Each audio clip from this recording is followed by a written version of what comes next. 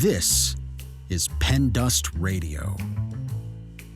Welcome, all you literati, you lovers of words and tales, you who need a break in your hurried, harried lives. We have a salve for your soul with stories imaginative and original. Short stories, riveting fiction, and wildly creative nonfiction. PenDust Radio. Definitely not the same old story. Please visit us at pendustradio.com. This podcast is a production of Rivercliff Books and Media. We publish literary fiction and creative nonfiction. Learn more at rivercliffbooks.com.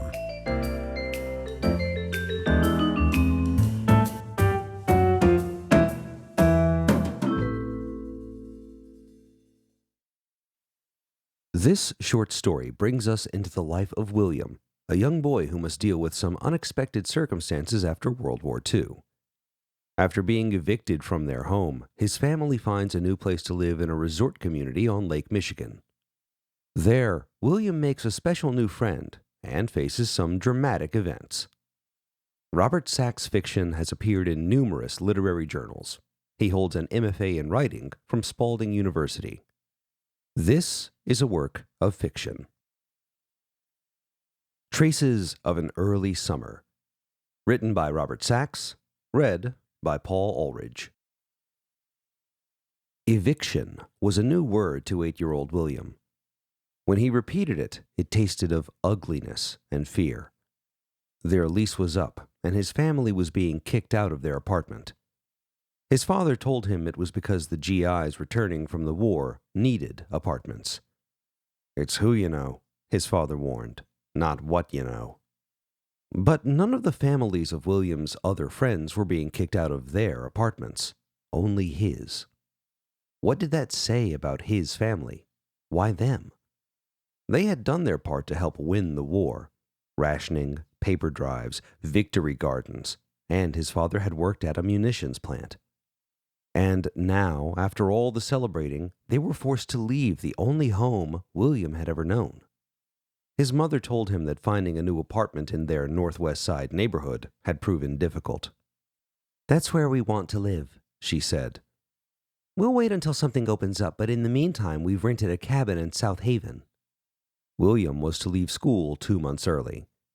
His mother assured him she had worked things out with his teacher so he wouldn't lose a grade when he got back in the fall. Their furniture would be stored with family and friends. "It's an adventure, William," his mother said. "A summer vacation starting in April." In a way, William was glad he'd be out of the city, away from his friends, so he wouldn't have to explain the eviction or, worse yet, listen to their explanations. South Haven was a resort town, with bright white resort hotels strung like charms on the sandy bracelet formed by the southeastern shore of Lake Michigan as it bottomed out and made the turn west toward Benton Harbor, Gary, Hammond, and up to Chicago. If you walked east from the lake and these grand hotels, you'd find the motor inns, their vacancy signs buzzing with neon. Beyond them, the brightly painted houses on streets named Elm, Oak, and Main. Then the little park with the statue commemorating local soldiers who had died in World War I. And, finally, the Cooperage, the Black River, and the bridge into town. It was a 10-minute walk. You probably wouldn't notice the narrow dirt road across from the park, heading north for a block before ending in bushes, brush, and evergreens. Tiny gray houses dotted that road. William's father stopped his '37 Chevrolet sedan at the end of it, in front of Nettie Pollock's grocery, a wood-framed rectangle with large windows on either side of the entrance. An old, unfinished painting project testified to decades of neglect.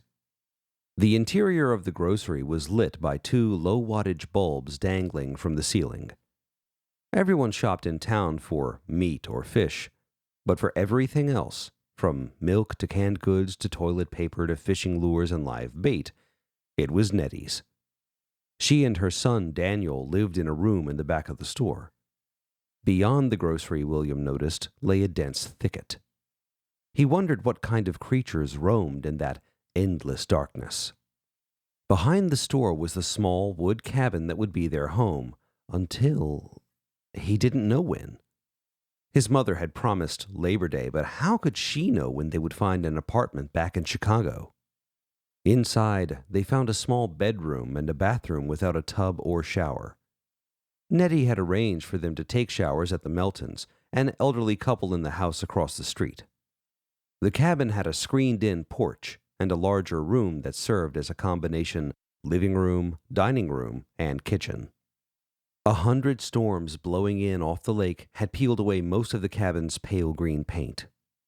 William was given a cot on the porch looking out on the back of the grocery, perhaps 20 yards away. The thick canopy of 2 old sugar maples covered most of the cabin's roof, the back half of the grocery, and the space in between, creating a feeling of overcast gloom even on the sunniest days.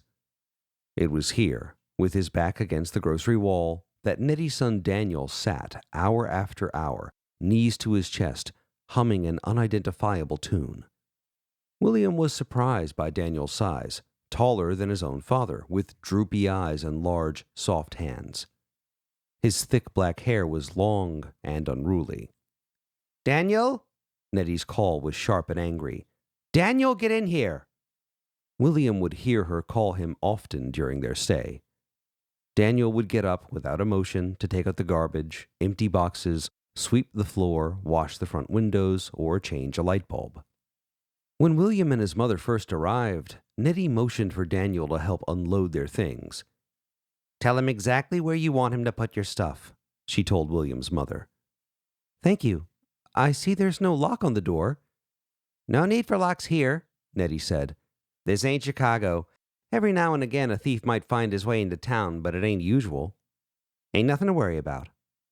William's father kissed his wife and son goodbye.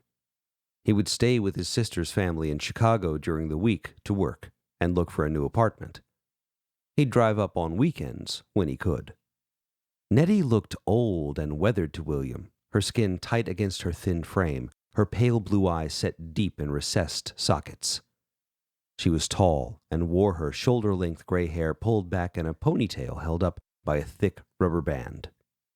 Her hands were large and bony with crooks and outcroppings, the consequence, William would later learn, of arthritis. The set of her jaw did not seem to allow a smile. She and Daniel had moved from Chicago to South Haven to run the store after her father died. If she was happy to have this business, it didn't show. Settling in, William plopped down on his lumpy cot, resigned to the extended stay.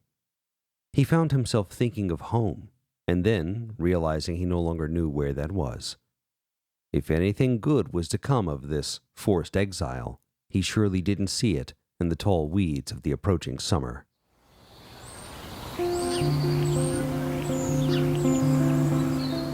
It wasn't summer yet, and guests at the enormous palaces along the lakefront weren't expected for another couple of months.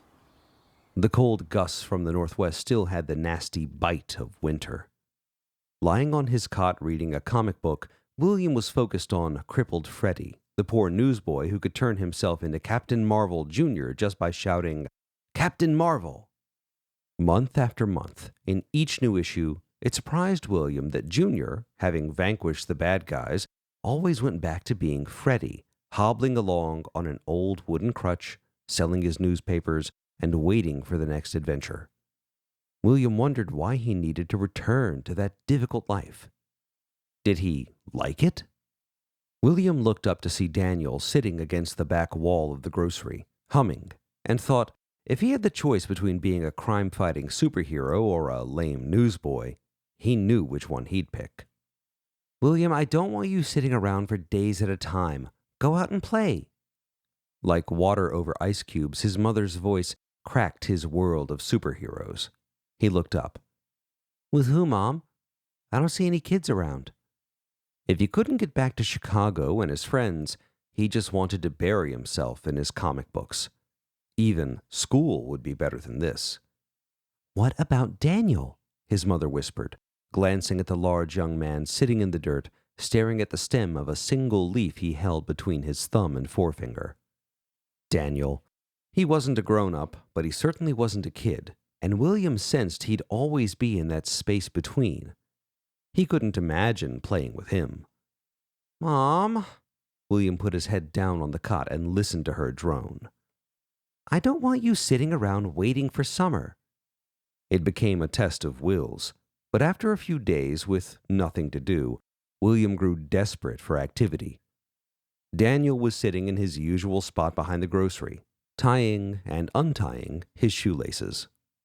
He didn't seem to notice William standing just a few feet away. "Hey, Daniel?" The young man raised his head slowly with an uncertain look. William wasn't sure if it was because he didn't recognize him or because he was surprised he'd spoken to him. "Yeah?" "Want to play catch?" William held up a pink rubber ball, wondering if Daniel had ever played catch before. Daniel got up, smoothed his shirt and pants with both hands. "Okay, as long as we stay near the store." He glanced at the back of the grocery. William nodded. "Okay. Ready?" He threw the ball to Daniel. It hit his shoulder and bounced back, so William lobbed the next one gently underhanded. Daniel caught it and tossed it back the same way. They continued throwing the ball back and forth underhanded. Daniel's eyes and his mouth were open wide when the ball came his way, and when he caught it, he smiled. William noticed Daniel's mother watching from behind the old screen door of the grocery, but when William caught her eye, she turned away. After that, William and Daniel played catch every day. Once, with Nettie's approval, they walked to the park, where the lush green was interrupted here and there by flower beds of purple crocus and white petunias. Daniel headed for the swings, and William followed. The thick chains attached to the painted wood seats groaned as they sat down. After getting the feel of the swing, William stood up, pumping and pulling until he was almost horizontal and couldn't go any higher. At that height, he could see the tops of the beachfront resorts gleaming in the afternoon sun. On the upswing, the cold wind splashed against his face. On the backswing, it rattled the back of his neck. He felt free. Ah, to fly! If only he had the magic words to make that happen. Absorbed in the thrill, he momentarily forgot he was in a new place, forgot about Daniel, who creaked back and forth with caution, never going very high. "Hey, William?" Daniel had stopped swinging and was looking down. William slowed his swing. "You could get hurt," Daniel said in a whisper, as if he was unsure whether or not it was his place to keep William safe. William assured him he did this often back home and that he was careful. "Once my friend Ralph tried going all the way around. He actually made it over the top, but then he fell and broke his shoulder." Daniel was silent for a moment. "Did he die?" he asked softly, without looking at William. Something in his voice made William wonder about Daniel's experience with death. He hadn't mentioned a father, and William knew enough not to ask. He remembered a girl on his block whose father had been killed in the war. She had brought some of his medals to school and told the class how he'd killed some Germans and that he died saving other GIs. William wondered if Daniel had a similar story about his father. But instead of asking, he assured Daniel that Ralph was fine. "He missed some school and had to wear a cast for a while," he said. Both began to swing again, slowly, this time in unison. "I was born in Chicago," Daniel said after a silent minute, "but I don't remember anything about it." William wondered if he was just a baby when he left or if there was some other reason for this lack of memory. He felt Daniel wanted to hear more about the city, so he told him about his neighborhood, school, and friends. How they climbed to the roof of a 3-story apartment building and saw the beacon on top of the Palmolive building all the way downtown. He told Daniel about some of the tricks he played on Halloween. Daniel laughed at the one about smearing honey on the handles of car doors. And when he laughed, he covered his face with his hands. His laugh in turn made William laugh. He told Daniel how, the previous summer, he and a friend made slingshots in a woodcarving class at the River Park Field House, and how one night they shot pebbles at passing cars from behind a row of bushes. "You shouldn't do that," Daniel said. But when William smiled, Daniel begged for more stories. William told him how he once took the L all the way downtown and back, alone, without his parents knowing. He made Daniel promise to keep that a secret. Daniel was interested in everything William had to say. William told Daniel how he and his dad often took the bus to Wrigley Field. They would sit in the bleachers and eat hot dogs. The first time was on William's 5th birthday, when they saw the Cubs play the Dodgers. William's father taught him how to mark a scorecard, and this became his job, so they had a complete record of the game. They had hot dogs and pop, even during Passover, when it had to be a secret between them. "Play ball!" William yelled. He couldn't stop himself from jumping off the swing, showing Daniel how the pitcher always put the ball behind his back and looked down toward the catcher to sign. William wound up and threw an imaginary pitch. Daniel laughed. He told William he'd never seen a baseball game, nor did he and Nettie ever listen to the games on the radio. William promised to show him his mitt and league ball when they got back to the cabin, and the more he talked about Chicago, the surer William felt his father would soon find a place for his family in the old neighborhood. He returned to his swing then, and for a minute or two both boys swayed back and forth in silence, like saplings in a gentle breeze. "I never went to school," Daniel said, looking straight ahead. "I like the movies. Mom and me, we walk into town sometimes after the season and see one at the Haven Theater." He fell silent again, his eyes unfocused, as if he was replaying a memory of a scene from one of those movies. Then he looked up and asked, "Can we go home now?" On the way back, William started skipping. Daniel tried but couldn't get the hang of it. But he could run, and he beat William back to the grocery store by 15 yards. They both stood in front of the store, hands on their knees, trying to catch their breath. Nettie spotted them. "Daniel, get in here!" He loped into the grocery, and William walked back to the cabin. Over the next few weeks, he found himself telling Daniel about the kids on his block, the Troy Street Gang, they called themselves, and more about school. He said nothing about the eviction or about worrying where their new apartment might be, whether he'd be on a new block or have to go to a new school when they moved back in the fall. William kept these concerns to himself, but he shared many other things, his favorite radio programs and his favorite teachers. He even told Daniel about a girl he liked named Susan. And no matter how long William talked, Daniel wanted to hear more. William began to feel like a storyteller, like the woman at the library who read books to the kids during the summer. Sometimes he wondered what stories Daniel had heard in other summers, and whether he was judging his stories against those. The weather turned warmer.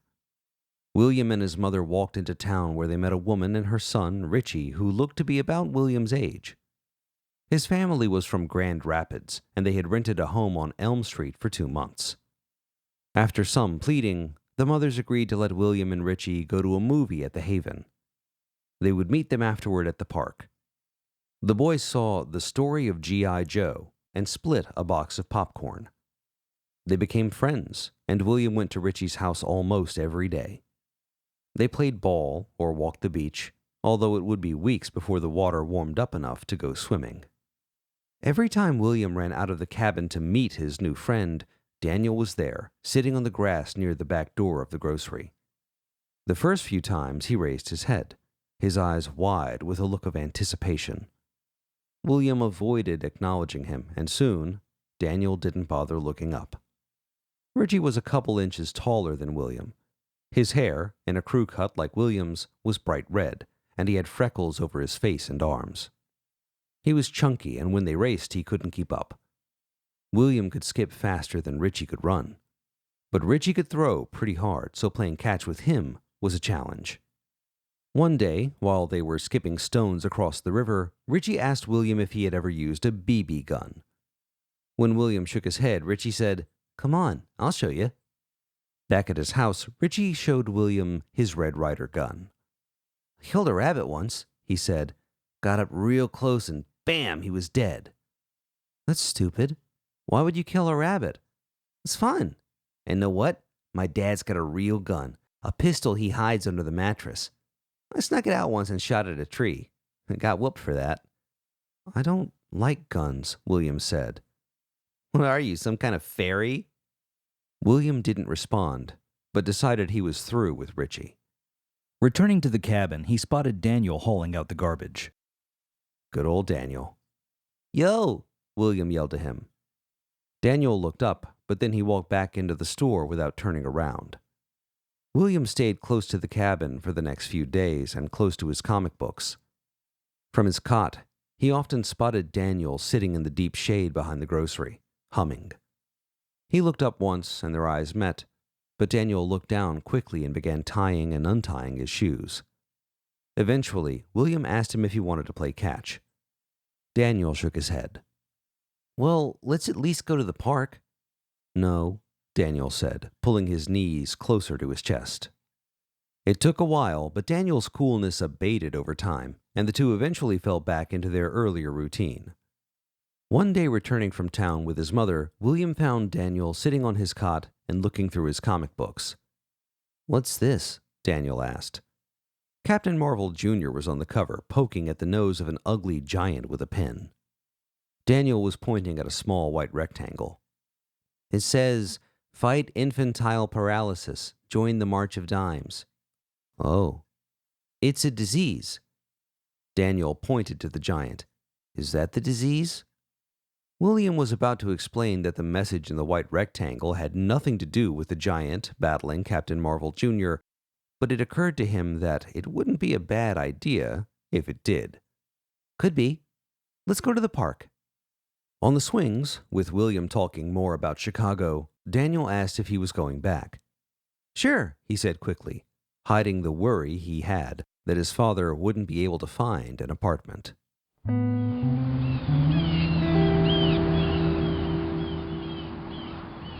Vacationers were beginning to pour into South Haven.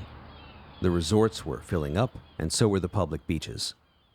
Soon William could meet kids his own age, maybe even some from Chicago. He knew he wouldn't be taking Daniel with him, and he wondered if Daniel realized this. One afternoon, while his mother was in town, William and Daniel were lying on the grass behind the grocery, looking at comic books, when they heard someone inside the store yelling at Nettie. They could see Nettie with her arms raised. "There's no more money!" she screamed. The man was wearing worn blue overalls without a shirt. His face was red and pockmarked. He held a knife. "You're lying," he growled. Daniel screamed, "Mom!" and rushed into the grocery. The man whirled around and caught Daniel in the arm with his knife. Daniel grabbed the man and squeezed, pinning his arms at his sides. They fell to the floor, the knife slipping out of the man's hand and landing at Nettie's feet. Daniel's grip was tight, and the man couldn't move. Their faces were an inch apart, Daniel yelling, "Mom!" over and over again, the thief cursing Daniel and straining to break free. But Daniel held on. "Run across to the Meltons! Have them call the police!" Nettie shouted at William, finally realizing she could put down her arms. "Quick!" William did as she said. "Robber!" he yelled, running across the road and pounding on the Meltons' front door. "Robber!" When Mrs. Melton opened the door, William pointed back at the grocery, hardly able to speak. She grabbed his arm, pulled him into their living room, and closed the door. William sat at the front window while Mrs. Melton made the call. A few minutes later, a squad car with 2 policemen arrived. William could see Nettie standing outside the grocery holding the thief's knife. The police needed to pry Daniel's arms from the man. William noticed the blood on the floor and on Daniel's arm. He watched as Nettie took a piece of checkerboard cloth and wrapped it around Daniel's arm. A second police car pulled up, and one of the policemen handcuffed the man and threw him into the back seat. Nettie and Daniel were put in the other car and taken to the hospital. William's mother returned in time to see the thief being shoved into the police car. Now that his mother had returned, Mrs. Melton allowed him to go back across the street. He sat with her on the steps in front of the grocery, telling her what had happened. The setting sun began to shift to red, and the shadow of the store cooled him. "You okay?" she asked, putting her arm around her son and pulling him close. "Yeah, I guess." That was a scary-looking young man. "He didn't scare Daniel," William said. The image of Daniel bleeding but holding tight to the man would stay with him for years. "Oh, I think he was scared, but he wanted to protect his mother." "Yeah, I guess so." William sat quietly for what seemed a long time. "I've got good news," his mother said, breaking the silence. "Daddy's found us a place on Kedzie, right around the corner from where we were. We can move in at the beginning of September. I bought a cake to celebrate." William cried, and his mother held him tighter, rocking slowly back and forth on the creaky steps. It was dark by the time the police brought Nettie and Daniel back to the grocery. "He's fine," Nettie said as she left the squad car and walked toward the store. On the way, she bent down and lightly touched William's shoulder. She stopped at the door of the grocery, sighed a long, low whistle like a steam engine coming to rest. Daniel, his arm bandaged, walked behind his mother. He hesitated as he reached William, and then, without saying a word, went inside.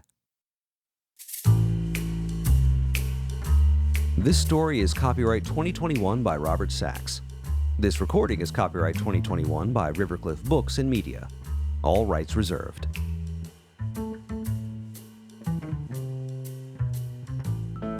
Thanks for listening to this episode of PenDust Radio. For more information or to submit your writing to the podcast, please visit pendustradio.com. This podcast is a production of Rivercliff Books and Media. Learn more at rivercliffbooks.com. The story featured in this episode is a work of fiction. Names, characters, places, and incidents are the product of the author's imagination or are used fictitiously. Any resemblance to actual events, locales, or persons, living or dead, is entirely coincidental.